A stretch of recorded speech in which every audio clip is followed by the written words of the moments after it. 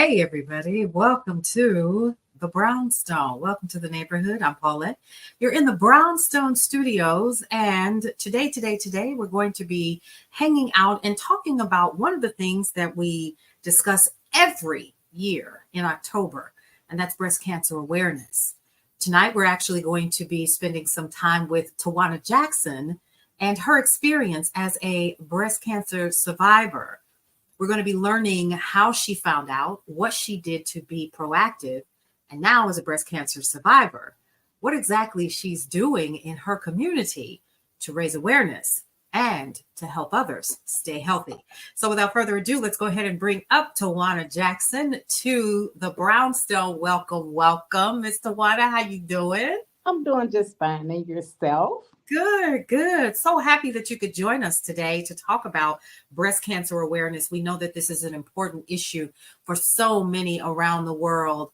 And I know that your story has been told before, and I knew exactly who to reach out to because it touched me when I read your story previously in another publication.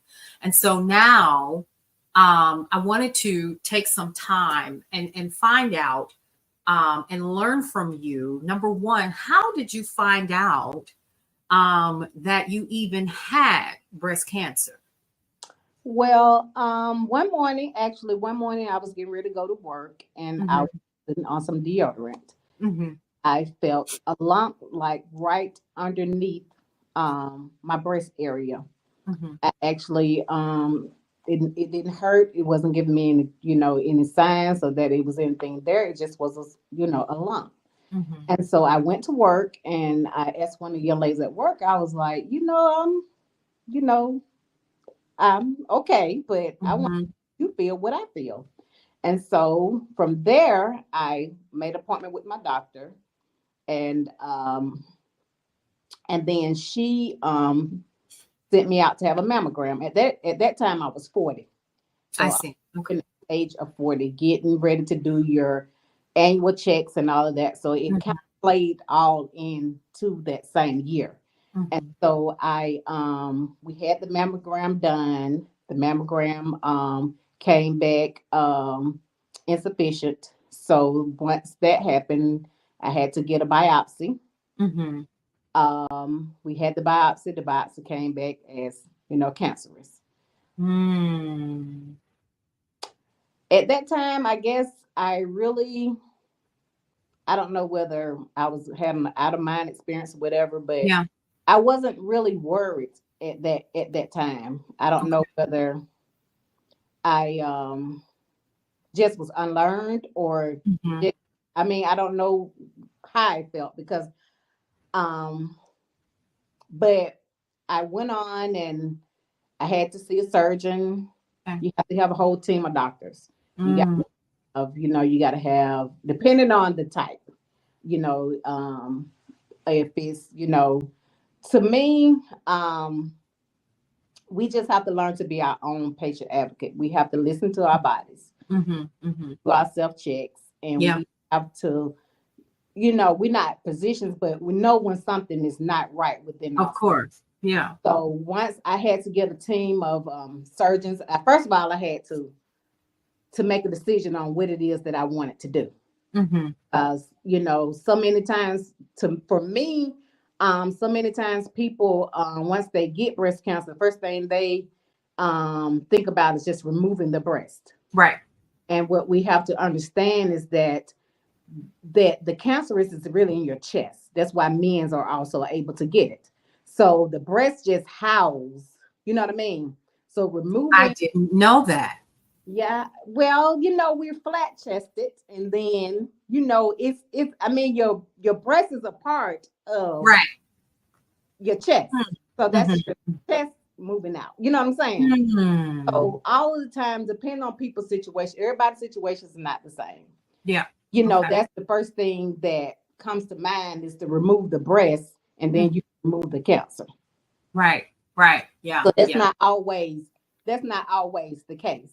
Mm-hmm. So once I decided, that I would just remove the lump, which that's what I did. I had like 20 lymph nodes removed because they they get too negative. And then at that time, they decided they sent them off and then found out, oh, we still got some cancer. So I had to go in again and they had to take out a couple of more because until they actually take it, send your lymph nodes and the to the lab to actually find out what's what, they can only speculate from their scope, but it has to be, sent off to find out exactly what's what. So they went in and we got it all out. I had to take, of course, chemo. I had to take radiation. Wow. Um, and I mean, I don't know. I don't know whether God has allowed me to disregard some of the. I'm not saying that I didn't have low moments. I'm not saying that I didn't. Right. But I don't never remember having a spirit of giving up or Mm. spirit of. I just don't remember ever. I remember having to encourage my family members, like, I'm gonna be okay. I'm gonna be okay. We're gonna get through this. God, got me. And I tell people all the time, I don't know whether like I said, I was just naive to the fact, or that Right. my God was just that strong. And it may have Yeah. been just a combination Yeah. of both things. Mm-hmm.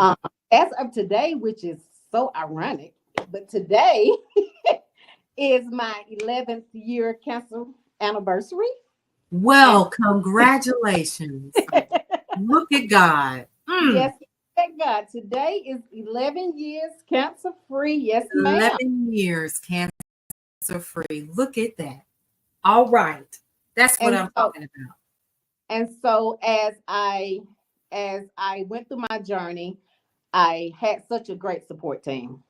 Yeah. From family to friends to Mm-hmm. people just pointing me in directions Mm-hmm. um, to get help because I was, divorced and son was in college and, doing things on my own. So, wasn't able to work. So I was able to get resources. I was able to not miss a beat the Mm-hmm. whole year I was out of work.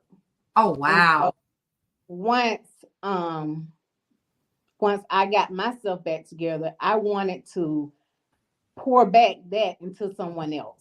Mm-hmm. Mm-hmm. So from my first year anniversary, I started, my family rallied around me. We do the walk every year. Um, Mm-hmm.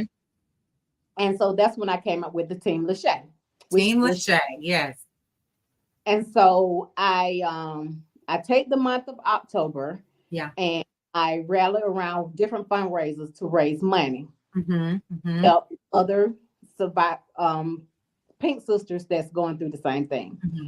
So what I do is I do from selling the popcorn to doing baskets.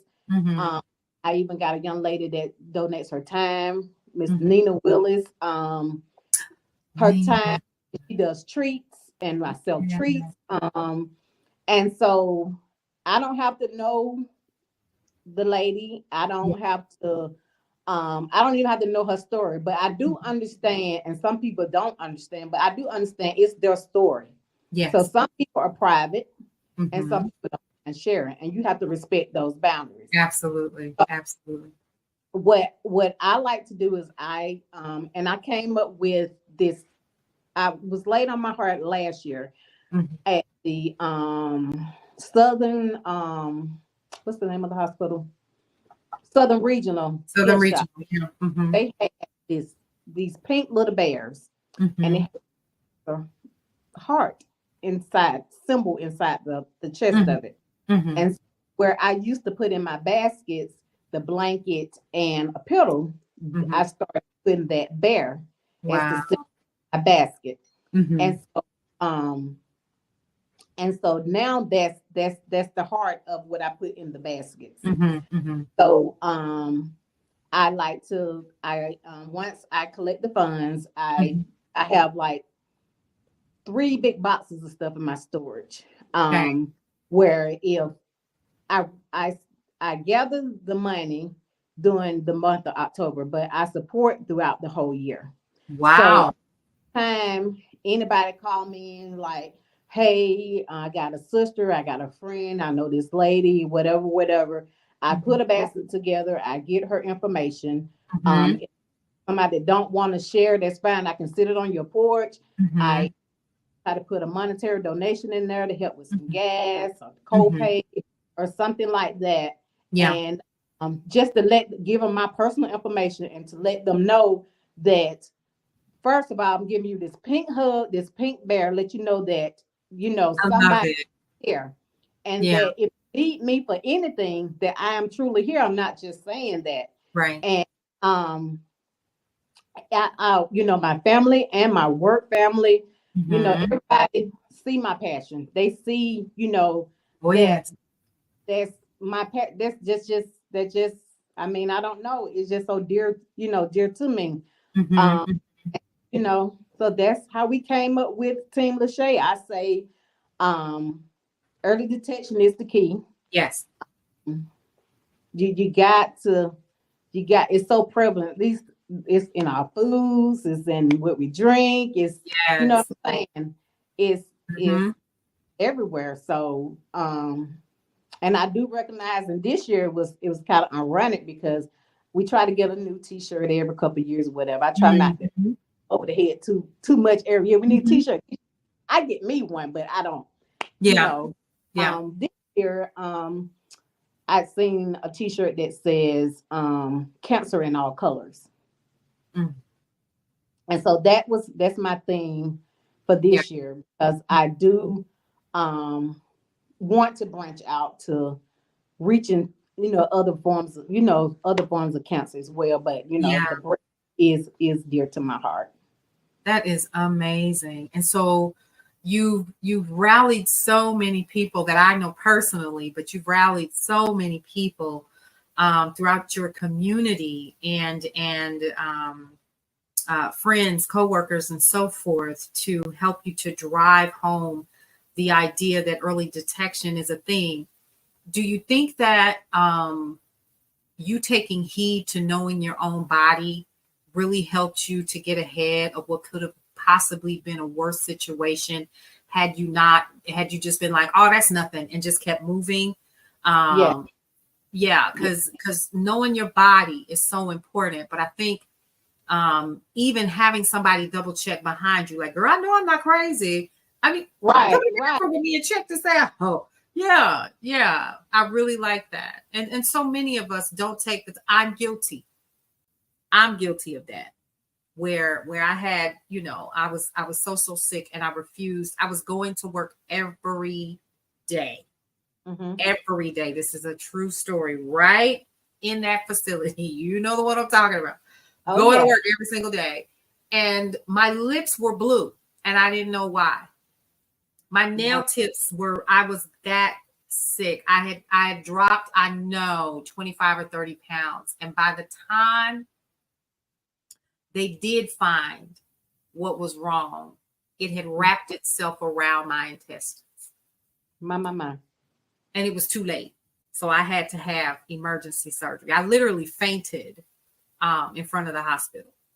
Um, and But and and that it should never have gotten to that point. that point, right? Minute I was having issues, Hmm. I should have gone, but I was like, no, I gotta go to work. I gotta go to work. So what do you say to people like myself, women in general, but people like myself who ignore the sign? I could have lost my life, Yes, honestly. But what do you yes. say to people like me? Who ignore everything and just keep going because everything else is more important than your health.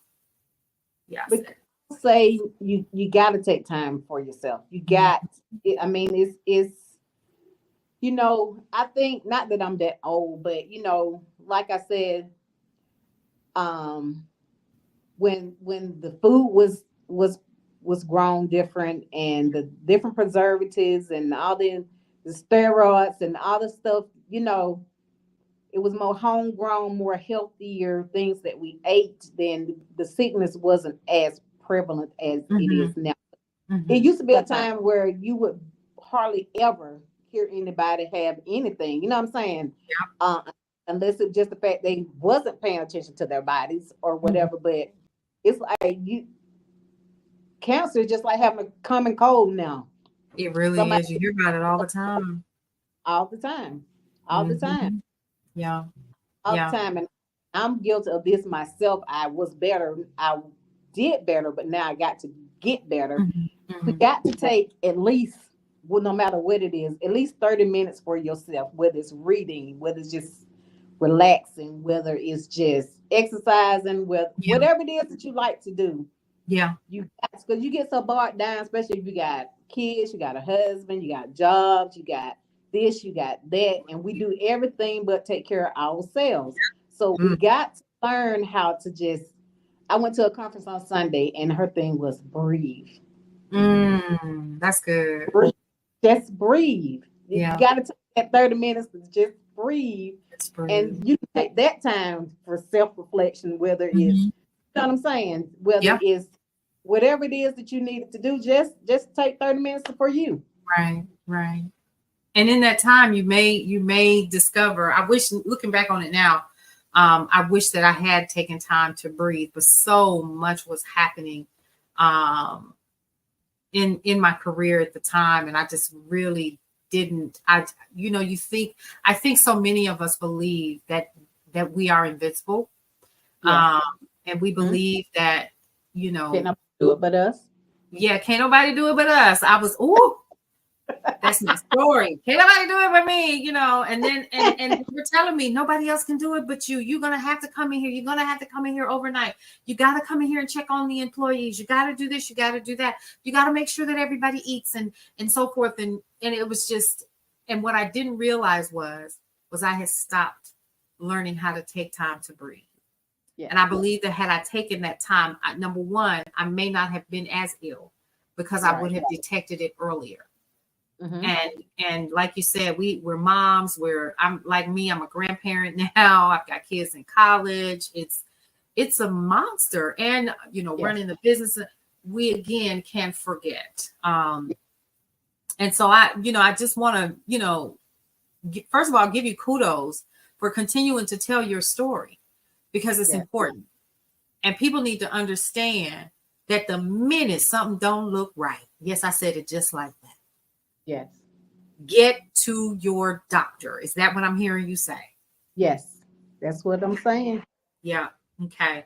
And you had an amazing team. And something else that you said too that's ringing in my ears is you had an amazing support system outside of your medical care team. And so even if it was, a friend that just checked on you or somebody checking to see if you had enough food or do you need some time to recover,